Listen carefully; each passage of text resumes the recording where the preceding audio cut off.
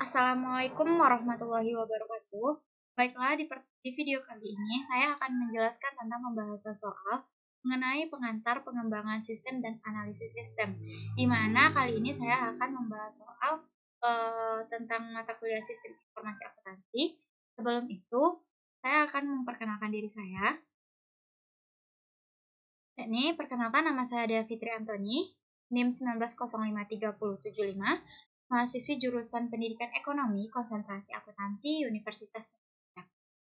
Baiklah, kita akan masuk kepada yang pertama, yakni pembahasan soal permasalahan 20.9 halaman 750 sampai 751 yang ada pada buku Romni. Di mana di sini dikatakan bisnis sering memodifikasi atau mengganti sistem informasi keuangan mereka agar tetap selaras dengan pertumbuhan bisnisnya dan memperoleh keuntungan dari peningkatan IT. Hal ini tersebut memerlukan komitmen waktu dan sumber daya yang substansial. Ketika sebuah organisasi mengubah sistem informasi akuntansinya, sebuah analisis sistem akan dilakukan. Yang diminta pertama itu jelaskan tujuan dan alasan untuk melakukan survei atas sistem yang ada milik sebuah organisasi. Yang kedua, jelaskan aktivitas yang umumnya dijalankan selama analisis sistem. Yang terakhir, analisis sistem sering dilakukan oleh tim proyek yang terdiri dari analisis sistem, akuntan manajemen, dan orang-orang lain yang berpengetahuan luas dan membantu. Apa peran akuntan manajemen dalam analisis sistem? Baiklah, akan saya jawab. Yang pertama, jelaskan tujuan dan alasan untuk melakukan survei atas sistem yang ada milik milik sebuah organisasi. Maka yang pertama itu tujuannya yakni untuk mendapatkan pemahaman tentang sistem yang ada, bagaimana fungsinya. Yang kedua, untuk menentukan batasan sistem saat ini. 3. Untuk menilai kekuatan dan kelemahan sistem yang ada dan untuk mengidentifikasi masalah yang perlu diselesaikan.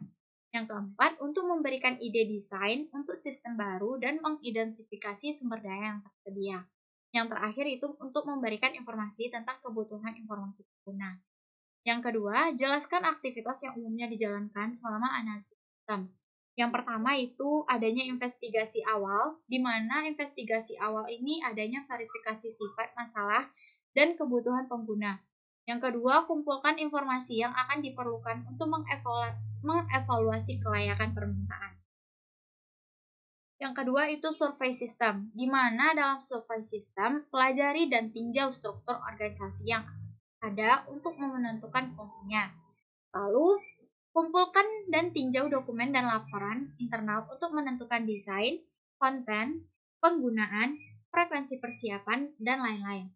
Mengembangkan dan menggunakan formulir kuesioner untuk menentukan frekuensi, pemrosesan, volume input atau output, dan informasi lainnya. Serta melakukan wawancara pribadi untuk mengonfirmasi dan memperluas data yang dikumpulkan dari kuesioner. Lanjut, kembangkan bagan alur, model, dan diagram untuk mendokumentasikan sistem yang ada. Pelajari sumber data eksternal, termasuk perusahaan yang mengembangkan atau siapa sistem serupa, konsultan yang berspesialisasi dalam sistem, pelanggan, asosiasi perdagangan industri, dan lembaga pemerintah. Yang terakhir, amati kegiatan untuk menentukan bagaimana sistem benar-benar bekerja, daripada apa yang dikatakan orang atau dokumentasi harus dilakukan. Karena amati kegiatan ini sangat perlu dilakukan bagi seseorang maupun suatu organisasi dalam usahanya agar tidak ada simpang siur yang terjadi nantinya di dalam suatu usahanya. Yang ketiga itu adalah studi kelayakan, di mana lakukan studi untuk menentukan apakah akan melanjutkan proyek. Yang keempat, kebutuhan informasi dan persyaratan sistem.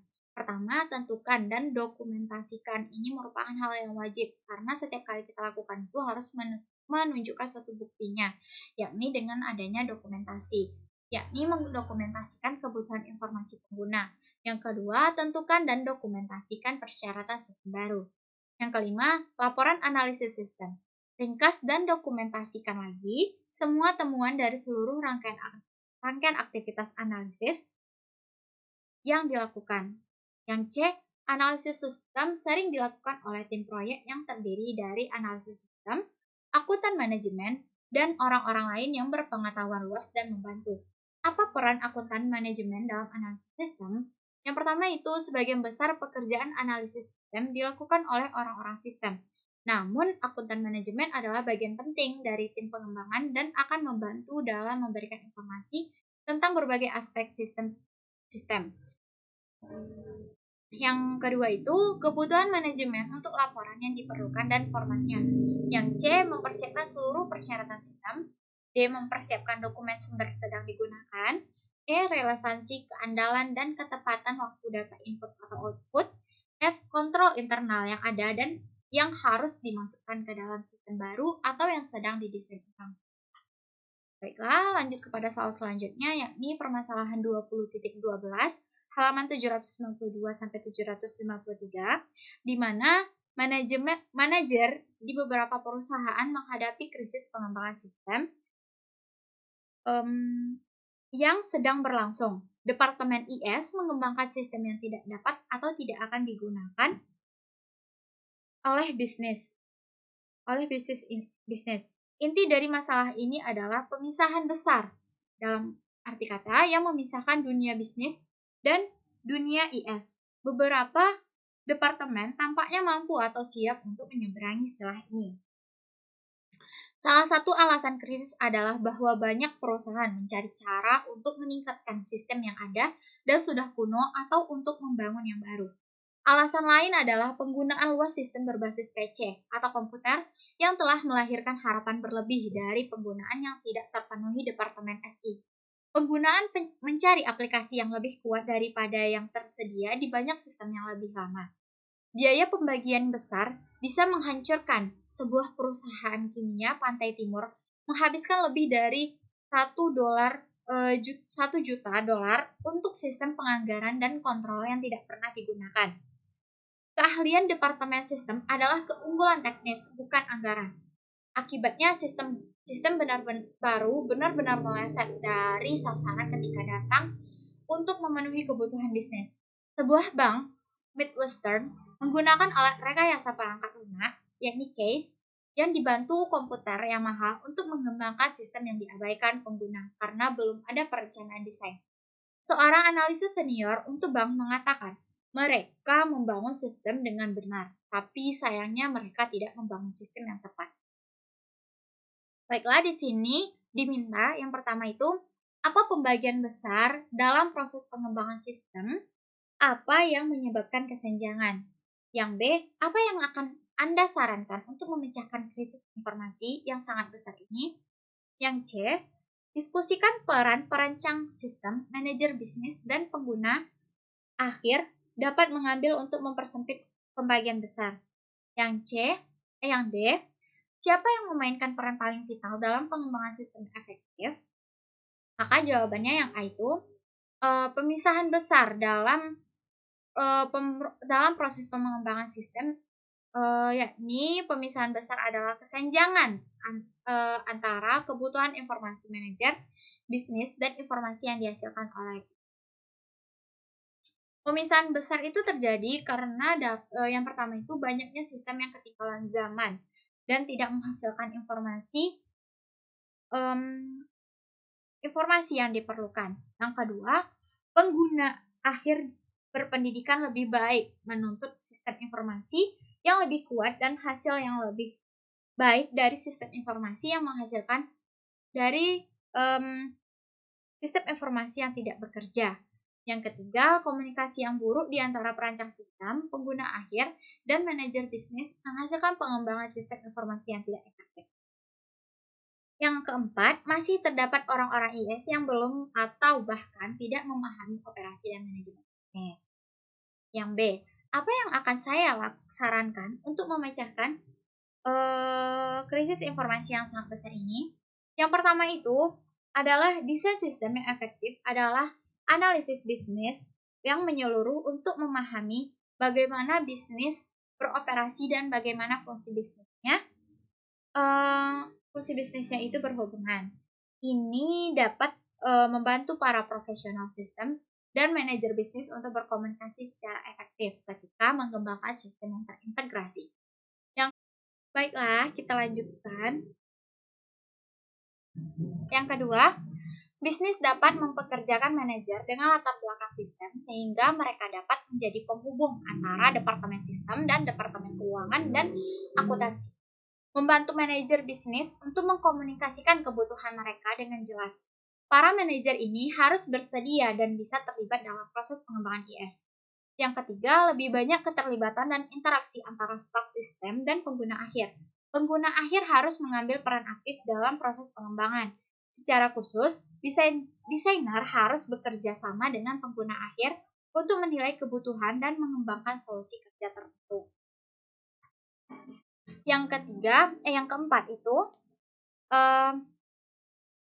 pendekatan yang lebih terintegrasi untuk pengembangan sistem yang melibatkan semua pihak yang diperlukan, seperti desainer, programmer, manajer bisnis, dan pengguna akhir.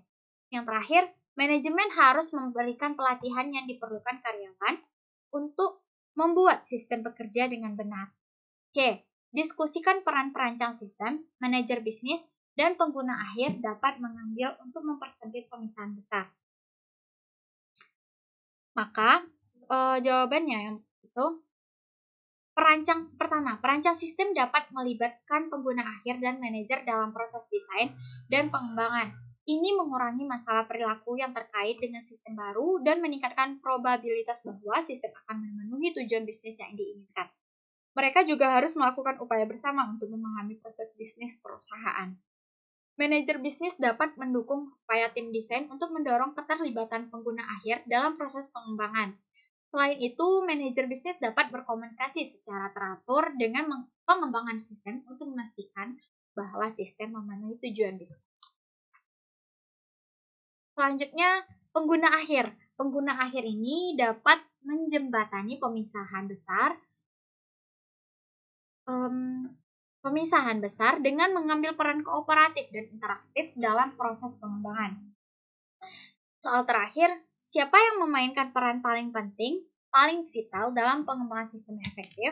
Maka jawabannya semua pemain. Karena memainkan peran penting dalam proses pengembangan sistem. Semua pemain itu merupakan pemain penting dalam pengembangan sistem. Dalam tanda kutip, krisis informasi sebagian besar merupakan hasil dari ketergantungan berlebihan pada analisis sistem untuk memenuhi kebutuhan manajer dan pengguna akhir, tanpa kerjasama dan masukan mereka. Hal ini juga merupakan hasil dari analisis yang tidak meluangkan waktu untuk memahami proses bisnis di perusahaan mereka. Baiklah, itu merupakan soal terakhir dari saya dan pembahasan yang terakhir. Sekian pembahasan dari saya. Mohon maaf jika ada salah kata dan salah pemahaman maupun salah penyampaian dan salah pengucapan. Saya mohon maaf. Terlebih dan terkurang saya ucapkan Assalamualaikum warahmatullahi wabarakatuh. Terima kasih telah menonton. Watching. Bye-bye.